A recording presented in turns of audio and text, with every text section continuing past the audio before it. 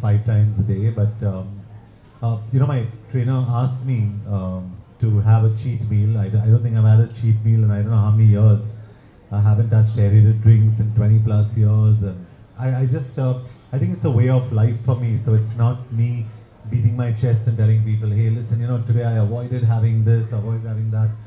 I think it's I enjoy the space that I'm in, and I love Parsi food. I love Parsi food. I love my patrani machli. So, but at the same time, I'm predominantly vegetarian. I have egg whites, and I have complex carbohydrates like I have my oatmeal after my workout, and I just feel good about myself, and I try and keep it clean, and I try and keep it really, really light. So I'm very energetic from early morning, and I really don't feel tired, but towards 9:30, I start building like a flower, like I just go down like this, because I think I need another pit stop of food, otherwise I'm gone. So what kind of motivates you to be this consistent and this regular? Because one of the things we tell our patients is that it's not doing dramatic things for a short period of time which is going to give you success. It's doing relatively simple things, but again and again and again, which is sort of going to give you that long-term success. So what's the driving force? I mean, is it your profession? Is it? Yeah, I think to be partly true, and if I must confess, it's also my profession, but it's also a way of life for me.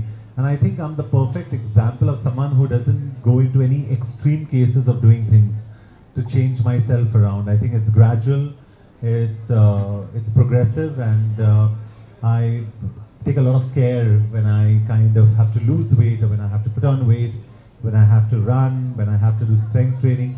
So I really don't get excited about being dramatic about it, but I'm careful with my diet. An interesting study, it's called the Inter-Heart study, which looked at 50,000 people with heart attacks from 26 different countries. And what they found, they call it psychosocial factors. Okay, so they looked at stress, they looked at anger, hostility, depression in one umbrella. And they found that that's one of the 9 main causes for people to get heart attacks. The unfortunate thing about stress is that you can't measure it. I can measure your cholesterol and say it's 200. I can measure your blood pressure and say it's 120/80. I can measure your sugar and say it's 150. But I can't measure stress. So there's very difficult sort of correlate it. The other important point is people deal with stress differently. So living in a city like this, stress is part of our life. I'm sure for most of you to reach here at 6 o'clock in the evening was stressful, right? So stress is part of normal life. It's when stress becomes distress, that's when it becomes a problem. And people also deal with it differently. So let's talk about an executive kind of a person, a white collar worker. The stock market falls by 500 points. He's all stressed, he cannot sleep. But the guy who is working as a class 4 employee in that same office, the stock market doesn't cause stress to him. But he ended up losing 50 rupees or 100 rupees, he might not sleep that night, while the executive wouldn't have a problem with that. So people handle stress differently. So stress is not bad. Stress makes us perform. Okay, when we had the fight or flight, in the olden days, the ancestors ran away from lions and tigers because of stress. So stress is not a bad thing, but when in excess, it does affect all body parts. So yeah. It's regular for me, it's normal. I just change the kind of workout I do and the kind of diet I have. But it's systematic, and it's a long process for me. I can't do it quickly, and I can't do it overnight. I wish I could say that, but I'm not Superman.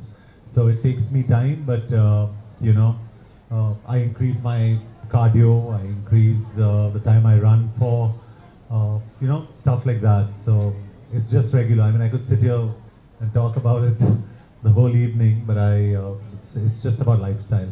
We say weak by heart. See, the heart is very interesting. It's always used as a seat of emotion. Yes. Actually, the heart is not really in that sense. Its function is just to act as a pump of blood. The heart is a very simple organ. It's not complex like the brain or the kidneys or the liver. But still, over the years, you've got this thing about the heart, occupying a big space in someone's mind. So when you say the person's weak-hearted and they get scared of situations, that really isn't anything to do with their heart. They're just more psychologically scared. So it's their mind which is really weaker than their heart. In fact, yes, I know this lady, she's got, yes.